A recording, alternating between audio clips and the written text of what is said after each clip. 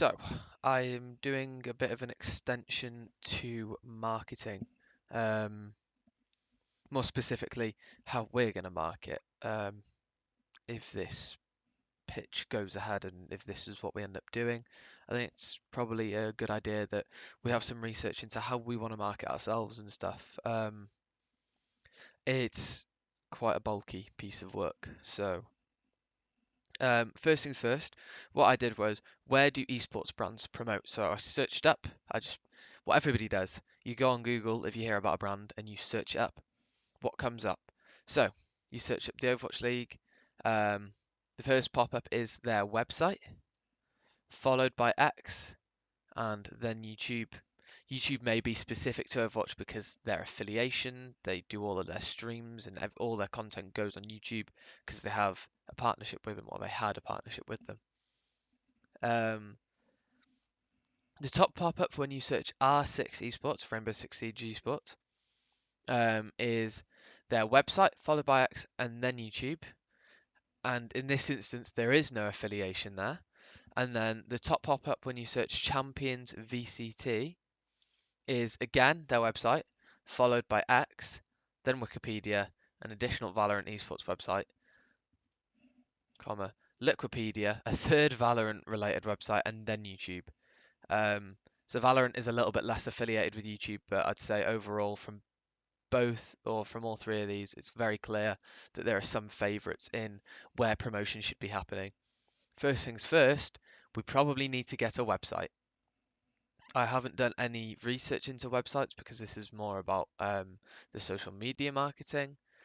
Um, so I probably should do an extension of looking at websites. Um, but in any case, I think the biggest thing that I drew from this though was no sign of TikTok for any of these promotions. I'm calling them, just to give a bit of context, I'm going to call these promotions because the Overwatch League is a league. It's a promotion. That's the way that I see it. VCT or Champions, or I don't know how to phrase it, but that is the promotion. That's the tournament itself. I guess it is still a brand, but it's the tournament itself that I'm looking at. And R6 Esports is also the tournament or the league or um, however the other esports work. I'm not too sure. But yeah. So the Overwatch League. I then decided to go look at their X accounts, their Twitter accounts, then their TikTok accounts, even though it wasn't going up very high, and then their YouTube accounts. So, the Overwatch League. Their content is very professional, mill amounts of jokes, and when jokes are made, they stay away from making jokes that belittle others. They consistently post every day on X, and on game day will make repeated and consistent posts about the matches, which is something that we're kind of going to see from all of these. The Overwatch League makes posts on TikTok as well, but fails to do so consistently every day. Shows me they are not committed to growing their brand through TikTok and would instead rather opt for Twitter as their primary application. The content style is still professional and includes highlights from games with minimal to no editing. They also aren't very consistent on YouTube. They will upload previous broadcasts to their channel and individual matches, but won't often create content specifically for the channel. And I just put it's still a professional style of content. There's not much. There is joking, but again, it's not to belittle other people. It's very serious content and it's very formal, I guess, in a way. R6 Esports. Their content is slightly less professional than the Overwatch League, but still doesn't make jokes at the expense of others. They constantly post on game days on X and have a very consistent stream of content. R6 Esports do not have a TikTok account at all. There is a Rainbow Six Esports Brazil account. Weirdly enough, there's just a specifically Brazil only one, but there is no R6 global like English account on TikTok, which I found extremely strange. R6 Esports seems to make an average of 1 to 2 posts a month on YouTube, but when there are games being played, they have 1 post a week. Very professional style content, mostly compilations of plays, pardon me, and trailers to bring excitement to upcoming games/tournaments. And then Champions VCT. VCT will post professional and serious content every single day on X. On top of this, they will post multiple posts from teams and content creators involved in Valorant multiple times a day also. VCT have such an insanely large X account. Like every single day has at least 10 reposts and a minimum of like 2 posts where they'll even then reply to their own posts, putting out more content. Obviously, we won't be to that scale, but VCT kind of sets the standard for how much content you need to put out there to be able to cast the net wide enough to hit everything. They are insane when it comes to posting. The Valorant Esports TikTok account will post every few days. Their content is professional, showing much more of the players themselves with interviews, but also more highlights as opposed to before. So on X, there's a lot of focus on just the players and the teams and posting about maybe match results and stuff. But there's a lot of reposting for the content creators, which was the biggest focus for me. I was scrolling through and there was a lot of that. And then they'd also make remarks about the content creators and stuff. Whereas this seemed more hands-on for them, where they're interviewing players who are playing in the tournaments and stuff, and then also posting highlights, um, which was a very different. It's a different style of content that they do on TikTok to what they do on Twitter. Champions has an extremely active YouTube account with multiple posts a month on average, even out of competing times. Their content is again professional with highlight reels and promotional videos. I would say that of those three, X is probably the most focused on by all of them, then YouTube, and then TikTok. Obviously, R6 doesn't even have a TikTok, but here is my impression, my written down impression summary. So, all three promotions contain an extremely consistent flow of content on their X accounts, and all three have very professional outlooks, making very few jokes and never making jokes at the expense of players, orgs, other esports, or casters. They look extremely professional with good looking designs on their graphics. I personally believe that despite this, our best approach would be to incorporate humour into our posts. As a small tournament creation, it will be difficult to grow, whereas large scale tournaments are backed by the already existing esports fan base for their chosen games, so we need to get people involved with personality. If people want to watch good high level Overwatch, they are not going to be coming to this matchup. They'll be watching Open Division, they'll be watching Contenders, they'll be watching Overwatch League. Even calling all heroes is a higher standard of Overwatch. We need to market players and we need to market ourselves as a brand that people like because we're funny. So I think growing this brand in however much time we can is going to be extremely important. Um, so building up a very good fan base. I'll talk about the timeline a little bit later and how we're going to do this, but building the fan base is going to be really important, and we're not going to do that by just putting out cool highlights. I think it's going to be very important that the Twitter is very funny, the TikTok is very funny, the YouTube is very funny. I think being consistent is going to be extremely important, and marketing people is going to be very important. Um, It seems like TikTok is more of a secondary choice for all three of the promotions. None of them seem to have as much interest in building a TikTok community, especially R6 as they don't even have a TikTok account. So evidence would suggest that maybe we shouldn't care as much about TikTok. However, I think it would be naive to not pursue a TikTok following. TikTok is a very good way of reaching a large audience and building a larger audience. If we begin to promote ourselves as individual and as something that people want to follow, I think having a really good personality on TikTok and getting followers is good. You get a lot of views, which means that the amount of potential engagement is unreal. And if done well, TikTok is a really good way of promoting ourselves. So it's something that we definitely need to consider. Although all of the promotions have fairly active YouTube channels, I'm unsure if this will be manageable for us in this instance. YouTube videos are long format, which typically means additional editing. This will be unsustainable for a small scale project. We likely won't be able to be active enough to grow an audience through typical YouTube content uploading, as would likely lack consistent content output. However, we could make the same content for YouTube Shorts and TikTok and post both, maximizing output. The amount of time that it takes to edit a 10 to 15-minute long video, which is what YouTube tends to favor, is extremely high. Too high for a small scale organization to be able to consistently put out, because we need to be consistent. And if we're just putting out 1 or 2 videos a week, we're probably not going to grow our audience enough in the span of time that we have.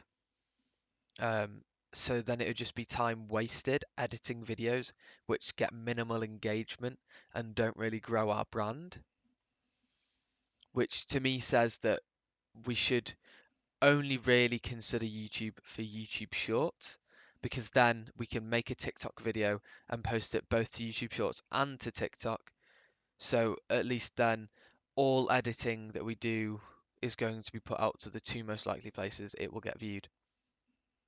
We could also post them to Instagram Reels, but I don't think many orgs are very popular on Instagram, so I'm going to ignore that. Now, we've looked at this before, um, but looking at visuals, I think we looked at Semper. I can't remember if Semper was in one of these. I believe it was. We looked at the visuals opportunities. Yes, here it is. Here it is. So promotion wise and stuff, what sort of things do they have? This is the sort of thing that they'd post. So concept for content is the next segment here.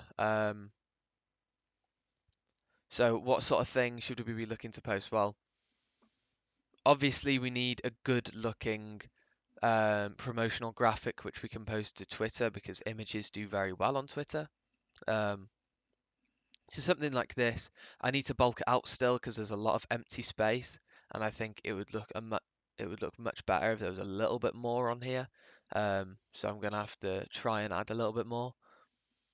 But then also there are highlight reels, like I mentioned, which I'm gonna mute this, but something like this, where it's gonna be um, showing off the new team.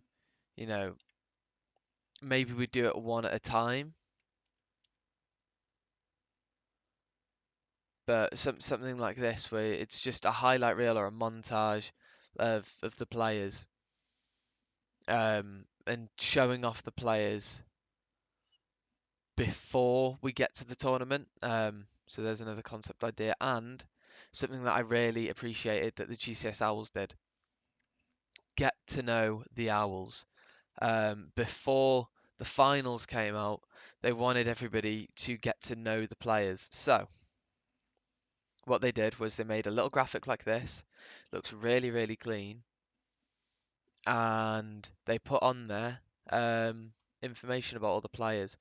Um, their name, favorite game, favorite food, facts about themselves, favorite Pokemon, favorite hero, favorite place. Doing something like that could be extremely beneficial. I keep talking about marketing the players and not the game. That is the best way to do it, because it really shows off the player's personality.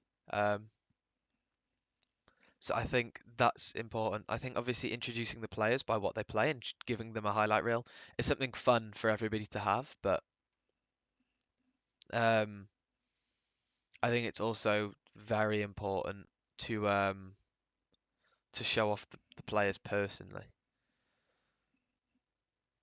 And then finally, um, content calendar mock-up. So this would be exactly 4 weeks before the suggested time. I'm not actually sure on the time, what time it needs to be, or like what the date is, sorry. But the current suggested time is the 11th of May, so I've given it exactly 4 weeks. So we'd put out our first inkling of this tournament 4 weeks before. So an image announcing the show match, which would obviously be this image, with a small amount of text to add additional context. So just saying set composition, this is the set composition, this is when it's going to be, this is where it's going to be, don't miss it. I disagree personally with this content title thing. I think this is redundant, by the way, so I've left it blank. But um, platform would be Twitter, and the purpose to make people aware of the match and generate excitement. Then, the day after, we would make a Twitter post with a highlight reel from one of the players. The text post would just be atting this player and saying, here is one of the Dragons players. Again, platform would be Twitter, and the purpose is generate excitement, get people excited to watch these players play, make them look as cool as we possibly can to get others excited. And then on the same day, we'd post that same highlight reel on TikTok and YouTube with the exact same purpose. It's to generate excitement for these players. Um, and then we'd repeat. So we'd repeat this for 10 days. And then on the 23rd of April, we would have promoted or introduced every single player. So repeats till all players announced. Then on the 24th of April, we would do the exact same thing, except we would introduce the players. So image file that introduces one of the players by showing some questions they were asked, context provided in text external to the image.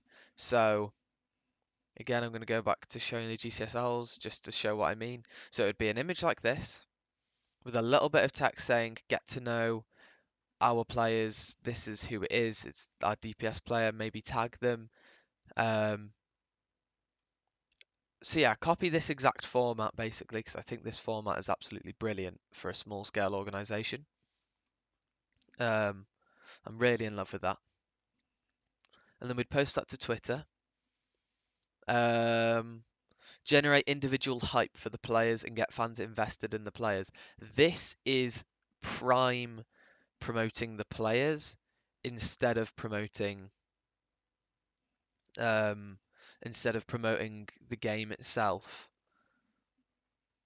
I think trying to promote the brand or the org or the match could be difficult, but if we get people to really like one player, then that would be extremely handy. And maybe we could do more than one of these announcements a day, but this is just like the rough concept. And then on the TikTok and YouTube, a video clip of one of the players being interviewed before the match. Before the match? I don't know why I put before the match. A video clip of one of the players being interviewed. So the questions that they were asked and put onto this graphic would be recorded, and then we could upload it to TikTok and YouTube for the exact same purpose. So that would be our way of promoting players and promoting the team and getting people invested that way. My mind is going blank. Hold on. So that could be a projected 10 days of content. Well, 20 days actually. 21, I believe. 10 days of posts for announcing players, 10 days for getting to know the players, and 1 day of just announcing the tournament. Obviously, we could add more if we feel like there's more opportunity to promote individual players and stuff. But from there as well, we're given a lot of time to then be able to make additional content, promoting this tournament, discussing casters and stuff. Um, depending on the feedback that we get, maybe a lot of people really like one of the players, so then we make more content about them. Maybe one of the players is like has a joke made about them, and if it's okay with them, we can then go along with the joke. You know, I discussed it with the London Spitfire with Hardy, being known as Chardy, being known as a Chad because he plays Reinhardt, and he's got loads of muscles. Like these things can be used to our advantage to generate more excitement. And if for whatever reason one player is extremely loved by the fans, then it can slowly start to build up to this thing of like people are really excited just to see this one player play, even though they've never seen them play before in their lives. They just really like this person, so they want to watch them be on the spotlight and get to try and perform. Um, so yeah, I think that is going to be the best way for us to generate excitement and to really build up a good I'm going to say narrative and a good fan base and a good audience. Um, Obviously, then there's also the question of what other content do we put out, but I think there's plenty of content that you can make about this. I think that those are the minimum 21 days of content though that we have already. And then if we want to push the dates, if we want to change the dates around, that's obviously possible. We could change those. And rather than having a just 28 days of making content, we could have 40 days of posting content. Um, Additionally, before we announce, we would probably like to try and build the audience a little bit more, but I think having a minimum of 28 days would be fine. We can definitely build a big audience off 28 days of content.